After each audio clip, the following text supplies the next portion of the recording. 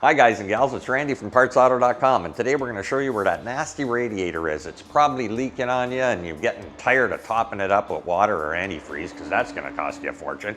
So it's time for it to come out. You'll find it directly in front of the vehicle. It's always right behind the grille of the car because the air comes through here, cools the water down as it gets circulated through these fins, and then back into the engine to keep the engine from overheating.